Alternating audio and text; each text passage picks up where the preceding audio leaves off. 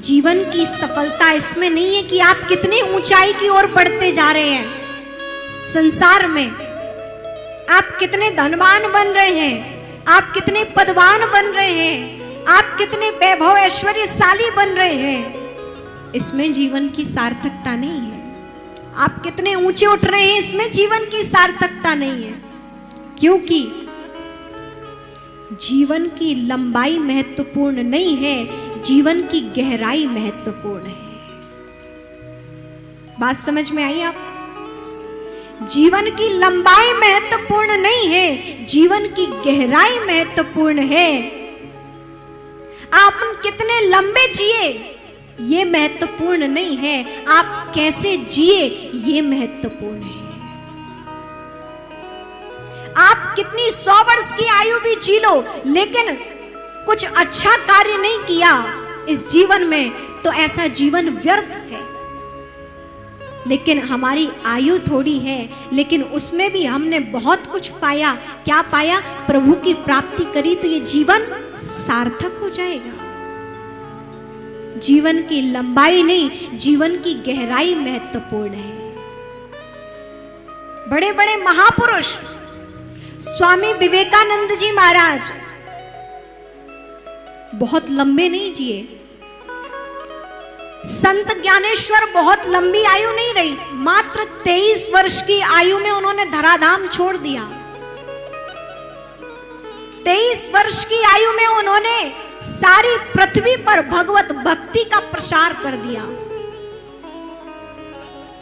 स्वामी विवेकानंद जी भी लगभग 48 वर्ष इस धराधाम पर रहे हैं। भगवान शंकराचार्य, जिनसे सन्यास धर्म का प्रारंभ हुआ, ऐसे भगवान शंकराचार्य सन्यासियों के आचार्य, उनकी आयु कितनी थी? मात्र 32 वर्ष। 32 वर्ष इस धराधाम पर रहकर उन्होंने धर्म का वो प्रचार प्रसार किया कि हिंदू धर्म को बढ़ाने वाले आदि शंकराचार्य हैं। सनातन धर्म को स्थापित करने वाले शंकराचार्य हैं। मात्र 32 वर्ष की आयु में उन्होंने क्या नहीं किया। जीवन की लंबाई नहीं, जीवन की गहराई महत्वपूर्ण है। आप कितने जिए ये बात महत्वपूर्ण नहीं, आप कैसे जिए ये बात महत्वपूर्ण है। अपने जीवन को अच्छा बनाने का प्रयास करें, अपने जीवन को व्यवस्थित बनाने का प्रयास करें, अपने जीवन में सद्भाव सद्विचार धारण करने का प्रयास करें। और ये भागवत साप्ताहिक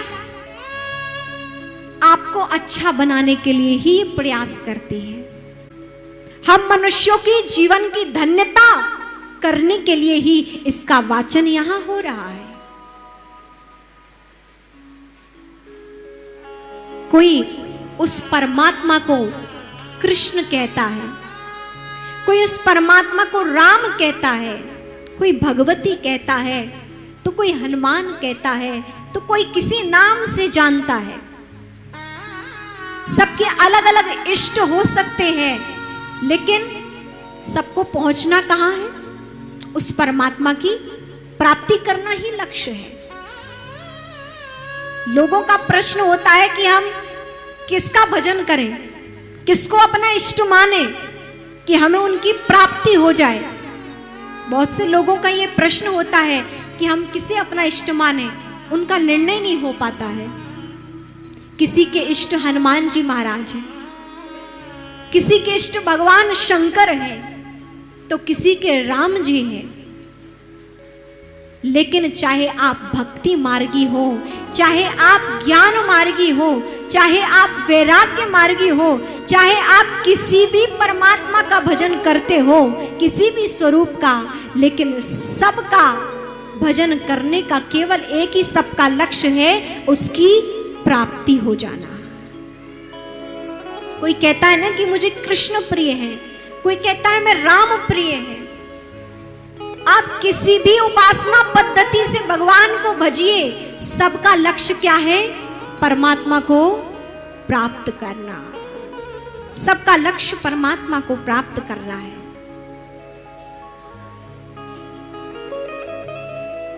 कोई कहे, बहुत सा होता है जो भक्त होते हैं उनमें भी प्रतिस्पर्धा हो जाती है, कभी कभी होता है कि नहीं। अरे राम जी श्रेष्ठ हैं, क्या होता है, राम जी श्रेष्ठ हैं। कोई कहता है अरे राम जी नहीं, हनुमान जी श्रेष्ठ हैं। अरे कोई कहता है सबको छोड़ो, भगवान शिव शंकर श्रेष्ठ है। भक्तों में भी युद्ध हो जाता है, इसके ऊपर लड़ भिड़ते हैं लोग। लेकिन भगवत भक्त यदि वास्तविक भक्त है तो उसके मन में ऐसी प्रतिस्पर्धा नहीं होती। बस वह भगवान का भजन करता है, चाहे राम का भजन करे, चाहे कृष्ण का भजन करे, सबका एक ही लक्ष्य, उस परमात्मा की प्राप्ति करना। आप पहुंचेंगे वहीं, चाहे आप किसी के भी भक्त हो। बहुत से लोगों के मन में यह प्रश्न होगा कि भागवत जी में तो भगवान कृष्ण की चर्चा है और हम तो राम भक्त हैं, है कि नहीं। भगवान कृष्ण की चर्चा है भागवत जी में, होता है कि नहीं। हम राम जी के भक्त हैं तो हम भागवत जी क्यों चुने, होता है ना। और कृष्ण भक्त कहता है कि राम कथा कहीं हो रही हो तो हम तो कृष्ण भक्त हैं, राम कथा में क्यों जाएं, होता है। मैं आपको एक बात बताऊं, राम कृष्ण में जो भेद करता है वो बिल्कुल अच्छी बात नहीं है। सारे परमात्मा एक ही है। एक बात आपको बताऊं, एक व्यक्ति कंगाल हो गया, बड़े गौर से सुनिए, आप ये बात समझ जाएंगे। एक व्यक्ति कंगाल हो गया तो वो क्या कहता है, अपनी पत्नी से कहा उसने कि तुम अपने मायके चली जाओ। क्या कहा, व्यक्ति कंगाल हुआ, अब घर में रह नहीं सकता, वहां से जाना पड़ेगा, तो उसने अपनी पत्नी से कहा तुम अपने मायके चली जाओ। बच्चों से कहा कि इन बच्चों को इनके नानी नाना के यहाँ छोड़ाओ, और मेरा तो क्या है, मैं अपने ससुराल चला जाऊंगा। बात समझ में आई। व्यक्ति ने क्या कहा, व्यक्ति ने कहा कि तुम अपने मायके चले जाओ, बच्चों को नाना नानी के यहाँ छोड़ दो, मेरा तो क्या है, मैं ससुराल चला जाऊंगा। पहुंचा तो एक ही जगह ना, सब एक जगह पहुंचे। उसी प्रकार परमात्मा भी है। आप चाहे राम कहो, चाहे कृष्ण कहो, चाहे शंकर कहो, चाहे कुछ भी कहो, आपके रास्ते अलग अलग हो सकते हैं, पर पहुंचेंगे कहाँ, उन्हीं के पास पहुंचेंगे। उसी तरह अपने मन को उस एक तत्व में, परमात्मा में लगाते हुए आप किसी के भी भक्त हो, लेकिन आप पहुंचेंगे तो उन्हीं परमात्मा के पास। इसीलिए कोई कहे गोविंद, कोई गोपाला, मैं तो कहूँ सावरिया बांसुरी वाला। कोई कृष्ण कहता है, कोई राम कहता है, लेकिन सबको पहुंचना कहाँ है, उन परमात्मा के पास पहुंचना है।